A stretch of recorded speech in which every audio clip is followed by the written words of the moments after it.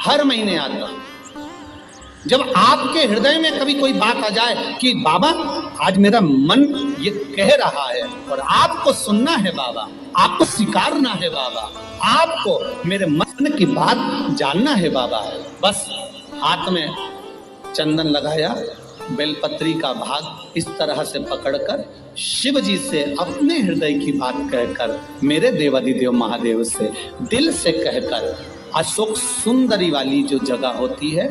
आपको बताया है अशोक सुंदरी का जो स्थान होता है, ये शिवलिंग या अशोक सुंदरी की जगह, इस बेलपत्र को अशोक सुंदरी वाली जगह पर जहाँ शिवलिंग है, शिवलिंग की साइड पर पहले नंबर की पत्ती का मुख होना चाहिए, बस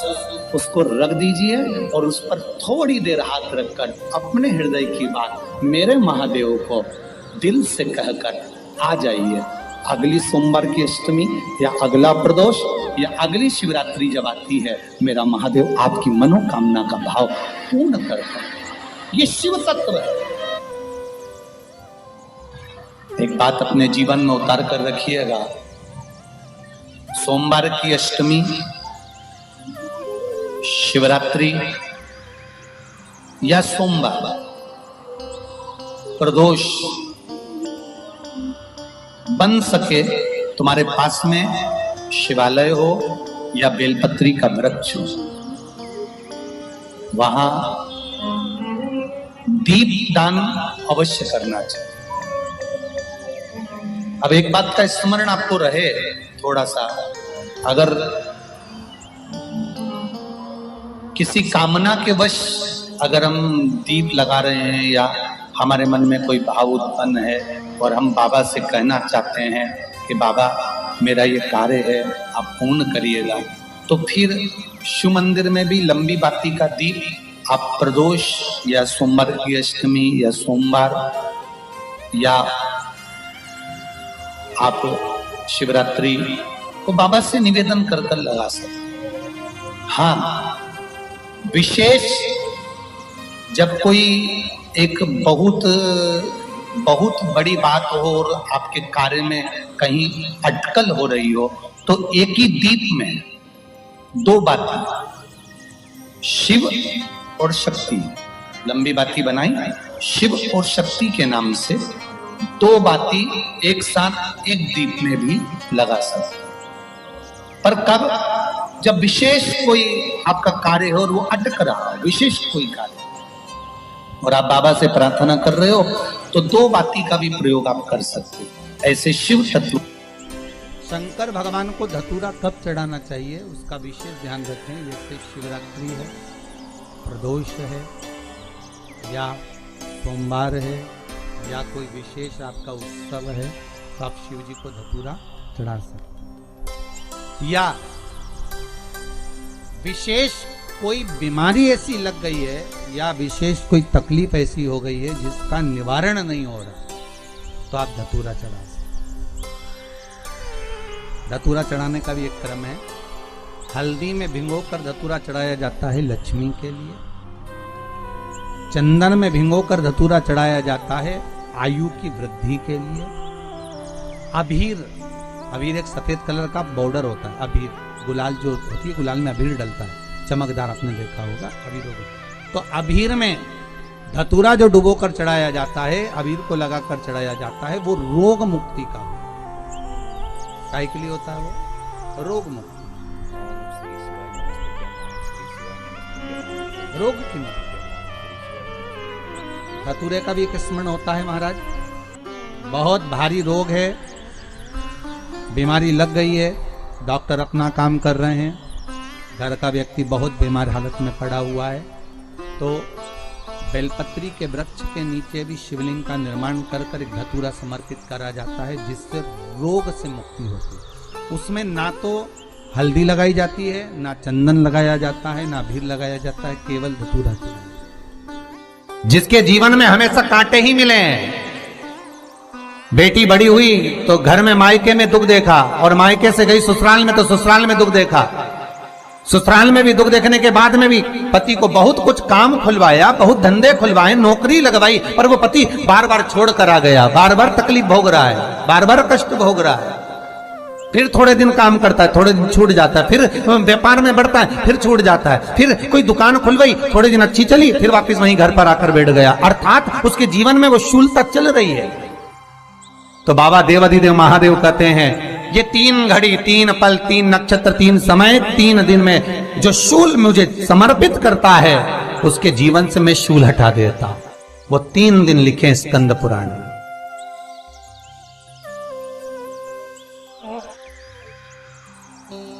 महाराज बैसाख महीने में जो प्रदोष आती है, बैसाख के महीने में बहुत ध्यान से सुनना भाई, जो अपनी जिंदगी से बहुत तंग आ गए हो, परेशान हो गए हो, कष्टमय जीवन जी रहे हो, बहुत दुखी हो गए हो, उनके लिए ये स्कंद पुराण का चरित्र फिर मिले ना मिले आप प्रेम से सुन लो भाव से। पहला, बैसाख महीने की प्रदोष,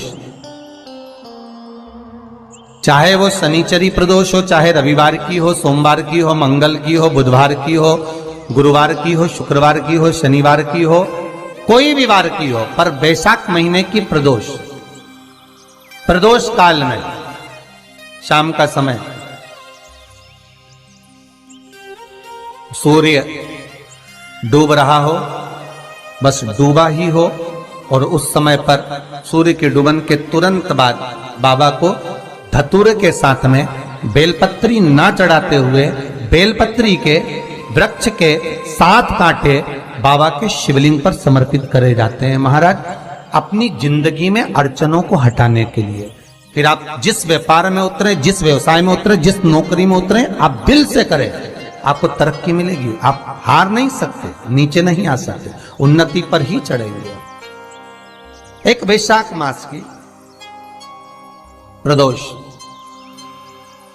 दूसरा शिवरात्रि के दिन मध्याह्न का समय महाराज, जो बड़ी शिवरात्रि होती है माघ की, बड़ी शिवरात्रि के अंतर्गत मध्याह्न का समय दोपहर के ठीक 12 बजे, चाहे फिर वो कोई भी दिन हो महाराज, शिवरात्रि जिस दिन पड़ रही हो,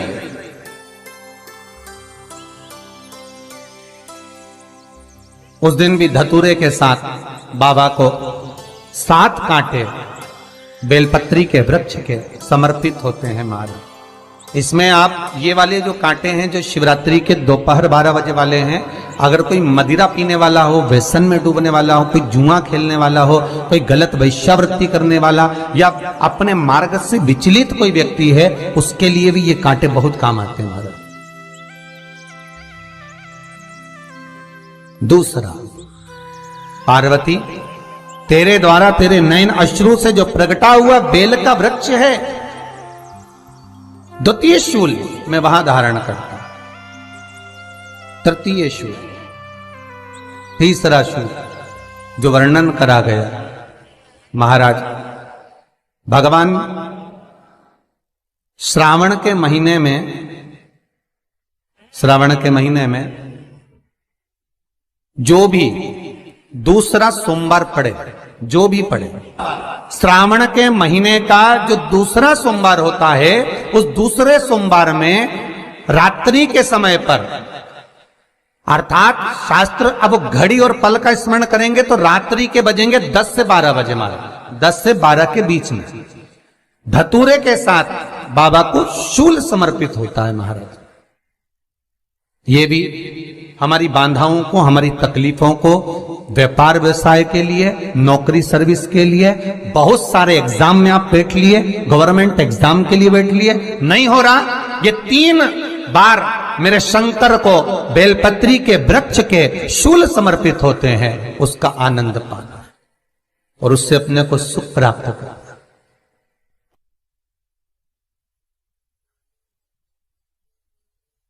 कि बाबा भोलेनाथ जी के नयन अश्रु से जो प्रकट हुआ वो रुद्राक्ष का पौधा है, माता पार्वती के नयन अश्रु से जो प्रकट हुआ वो बेलपत्री का पौधा है, और उमा और महेश, जिस महेश के वंशज हैं महेश्वरी, जिनकी 12 खाम प्रगटी है भगवान महेश के द्वारा,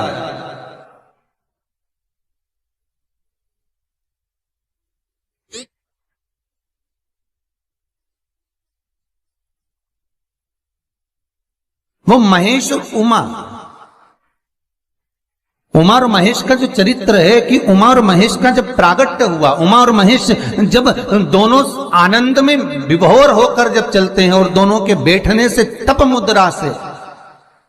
जो पौधा उत्पन्न होता है वो शमी का पौधा है।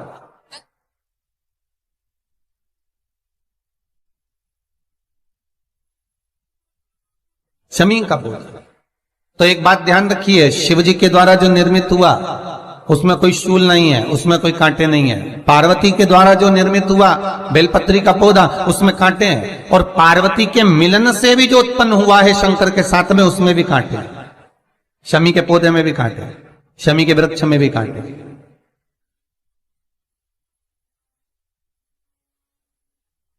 तो पार्वती जी स्कंद पुराण में एक प्रश्न कर रही हैं भोलेनाथ जी से कि प्रभु मुझे ये बताओ कि आपके द्वारा जो निर्मित हुआ उसमें शूलता नहीं है, पर मेरे द्वारा जो निर्मित हुआ उसमें शूल क्यों आया है, उसमें कांटा क्यों आया है? थोड़ा सा माताओं, मेरी जीजियों, आपको थोड़ा बुरा तो लगेगा इस प्रसंग को सुनकर, पर लग जाए, पर आज कथा निकली है तो सुन लो है कि शिवजी जिस रुद्राक्ष को उत्पन्न कर रहे हैं उसमें शूलता नहीं है, पर पार्वती जी जो संग में मिली हैं उसमें भी शूलता है, और पार्वती के द्वारा जो प्रकट हुआ बेलपत्र उसमें भी शूलता है। तो भगवान महादेव बोलते हैं पार्वती, मैं तुझे कुछ कहूं और कहने पर तुझे तेरे हृदय में कोई बात चुभे, शूल लगे तो मुझे ठीक नहीं लगेगा। नहीं नहीं नहीं, आप कहिए प्रभु, मैं सुनने के लिए तैयार हूं, आप तो बोलो कि कारण क्या है। भगवान कहते हैं पार्वती, बस अंतर इतना है, नारी का जो स्वभाव होता है, स्त्री का जो स्वभाव होता है, उसके हृदय में छोटी छोटी बात के शूल बहुत होते हैं।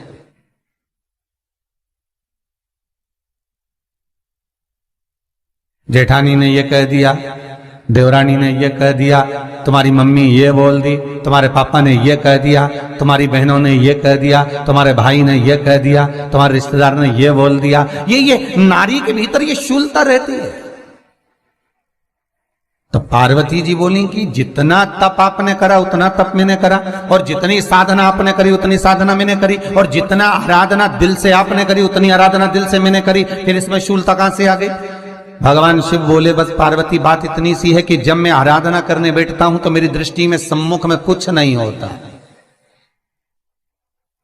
जब मैं आराधना करने बैठता हूं तो मेरी दृष्टि में मेरे सम्मुख में कुछ नहीं होता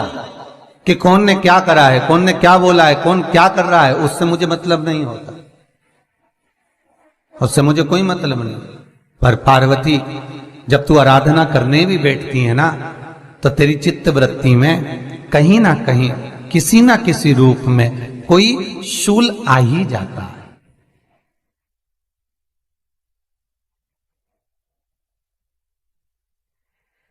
कई माताओं की आदत देखी साहब,